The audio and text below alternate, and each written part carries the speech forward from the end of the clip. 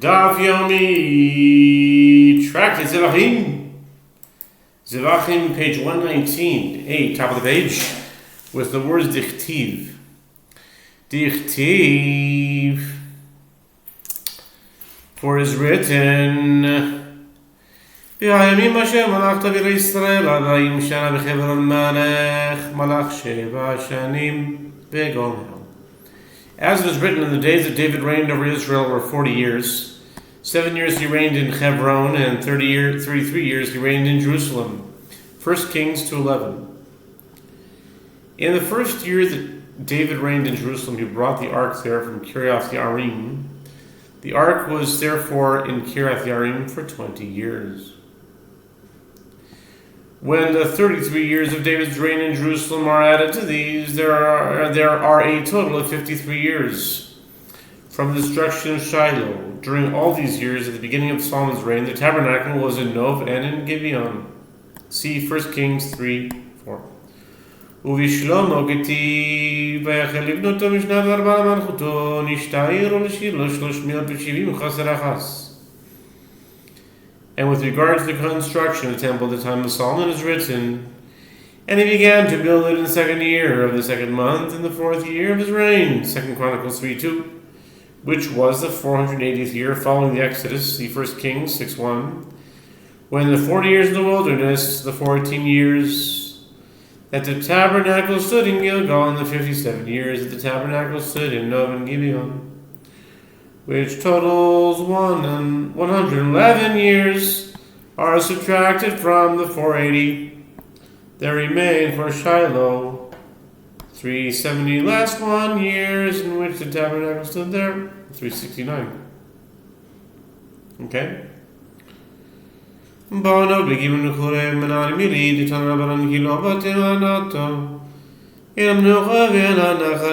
Mishnah teaches that when Shiloh was destroyed and they arrived at Nov and Gibeon, private altars were permitted, and offerings of lesser sanctity could be eaten in any city in Eretz Yisrael. The Gemara asks, from where are these matters derived? They are derived as the sages taught. The Jewish people were told that when they enter Eretz Yisrael, they will be permitted to sacrifice on private altars. For you have not as yet come to the rest and to the inheritance, Deuteronomy 12:9, during which time those altars would be prohibited. The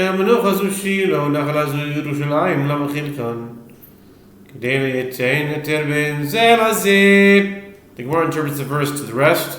This is a reference to Shiloh, to inheritance. This is a reference to Jerusalem. One may ask, why does the verse divide them into two terms, to rest and inheritance? Why? Why rest and inheritance? It is in order to give them permission to sacrifice on private altars during the period between this one and that one. Therefore, it was permitted to sacrifice on private altars during the period of Nov and Gibeon. Amar Reish Lakish Yochanan Maser Sheni Nami Lisni Amar Le Maser Sham Sham Me'aron Ka Yalki Kevin Dara Noava Maser Nami Noavai. Reish Lakish says, Rabbi Yochanan, let the Tana of the Mishnah teach. The Halakha with regard to the second tithe as well, Rabbi Yochanan said to him, second tithe is derived from what was written in regard to the ark, by means of the verbal analogy between there and there. With regard to the second tithe, the verse states in there, you shall eat before the Lord your God, Deuteronomy 12:7. While with regard to the ark, the verse states there, you shall place the ark of the testimony, Exodus 40, verse 3.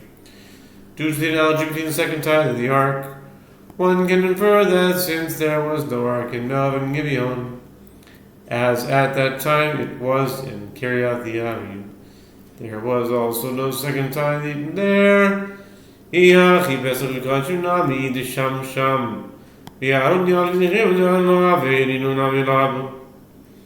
Reish Lakish asked, if it is so that this is the source, then with regard to the paschal offering and the other sacrificial animals, which everyone agrees were consumed in Nov and Gibeon, it can be said that they were derived from the ark by means of the verbal analogy between there and there, and means Sham and Sham, and since the ark was not in Nov and Gibeon, they too were not there. Amrlei, Amar Lacha, Mani, Rabbi Shimoni, Amar Av Tziboro, Ikrivu, El Pesach, V'choi Voice Kavua, Elohen, Zman, Amar Chavashin, Kavua, Elohen, Zman. Hacha, V'hacha Lo Kavo. Masabe, V'choi Vashin, Kavua, Elohen, Zmanu. B'dakash, Masa, Dogan, Masa, Behemo. Rabbi Yochanan said to him, with regard to the one who said this to you, meaning the Tan of the Mishnah from which you infer that the second tithe was not eaten in Nov and Gibeon, in accordance with whose opinion is this statement of his? It is the opinion of Rabbi Shimon, who says even the public sacrificed upon the great public altar, for example, Nov and Gibeon, only paschal offerings and compulsory public offerings that have a set time, but compulsory offerings that do not have a set time were not sacrificed here or there, meaning on a great public altar or on a small private altar.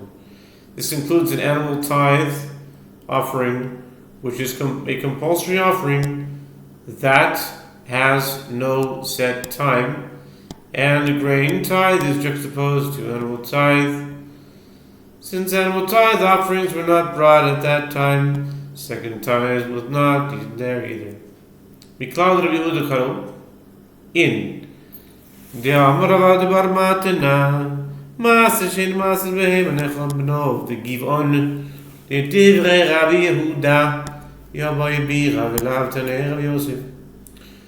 Sholosh Bira saying Shilav Noi V'Givon Ubeisrei Gomim Tanelevu Amar La Dachilas Master Sheidi Valibe de Rabbi Yehuda.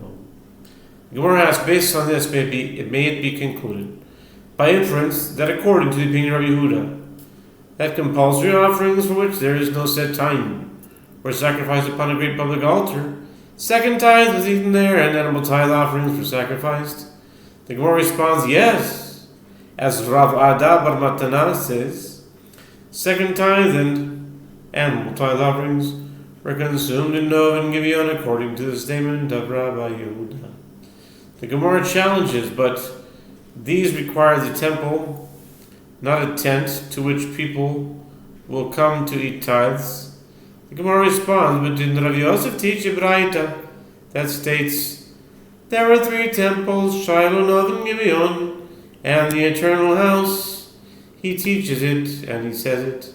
This is referring to consuming second tithe, and is in accordance with the opinion of Rabbi Yehuda. באו לירושלים וכו', תנו רבנן, כי לא באתם על האתר, אלא מנוחה והנחלה מנוחה זו שילה, נחלה זו ירושלים. The Mishnah teaches that when they arrived at Jerusalem, private altars were prohibited, and there was no subsequent period in which they were permitted. And the temple in Jerusalem was characterized as inheritance. With regard to this, the sage is taught in a Braita that the verse that discusses the permissibility of private altars states, For you have not as yet come to the rest and to the inheritance. Deuteronomy 12:9. The Gemara interprets with regard to rest, this is a reference to Shiloh, and with regard to inheritance, this is a reference to Jerusalem. Yomerayzali nachlasigi Ari B'yar Yomer ha'etzu nachlati li ha'ayit saviv alehon divrei Yehuda. And similarly, the verse that relates to prophecy with regard to Jerusalem states, I have forsaken my house, I have cast off my inheritance, my inheritance has become to me as a lion in the forest. Jeremiah 12:7-8. And additionally, in that same prophecy, the verse states, Is my inheritance to me as a speckled bird of prey? Are the birds of prey against her round about? Jeremiah 12:9. This is the statement of Rabbi Yehuda. Rabbi Shimon Omer, Menucha zu Yerushalayim, Nachala zu Shiloh. Ve'omer, Zot menuchati ad po eshev ki ivitiha. Ve'omer, Ki bachar Hashem b'tzion, yival moshav lo. By contrast, Rabbi Shimon says, with regard to rest, this is a reference to Jerusalem. With regard to inheritance, this is Shiloh. This is a reference to Shiloh. And this is evident from the verse that says, this is my resting place forever. Here I will dwell, for I have desired it. Psalms 132, verse 14. And it states in the previous verse, for the Lord has chosen Zion. He has desired it for his habitation. Psalms 132, verse 13, which indicates that the verses are referring to Jerusalem. Menucha zu Shiloh, hainu kesiv. Ela menucha ve'ela nachala, ela mandiama menucha zu Yerushalayim nachalo zu Shiloh. Ela nachala ve'menucha mi baile. Ha'chikam, lo mi baile menucha v'lo matetu. Ela pilo nachalo nami lo matetu. The Gemara challenges, granted, according to the one who says that with regard to rest, this is a reference to Shiloh. That is, as it is written, to the rest and to the inheritance in chronological order. As the period of Shiloh preceded that of Jerusalem. But according to the one who says that with regard to rest, this is reference to Jerusalem, and with regard to inheritance, the reference to Shiloh, the verse should have stated to the inheritance and to the rest. The Gemara explains this is what the verse is saying. When you enter Eretz Yisrael, private altars will be permitted. And it's not necessary to say that you have not arrived at rest, meaning the Temple of Jerusalem, but you have not even arrived at the inheritance, meaning the Temple of Shiloh. Okay? Rabbi Shimon ben Yochai Omer Zovezo Yerushalayim Nishtom Neman ben Chazo. Okay, with regards to rest and inheritance, in the aforementioned verse, the school of Rabbi Shimon taught that this and this, both items are reference to Shiloh. Rabbi Shimon ben Yochai said that both this and this is a reference to Jerusalem. The Gemara asks, granted, according to the one who says that with regard to rest, this is reference to Shiloh. Now we turn to 119b, top of the page, Shiloh. Shiloh nachala Yerushalayim minami imcha. I knew see menucha nachala ela vandamar damar zovezo Shiloh or zovezo Yerushalayim menucha nachala mi boile menucha nachala boile kasha. Also, talking difficult. Asking a very simple, logical, word for word question. Saying with regard to Shiloh and regard to inheritance, this is the Jerusalem. Okay, the one that says that it's Shiloh and Jerusalem. Okay, each thing it says Shiloh and Menucha v'Nachala.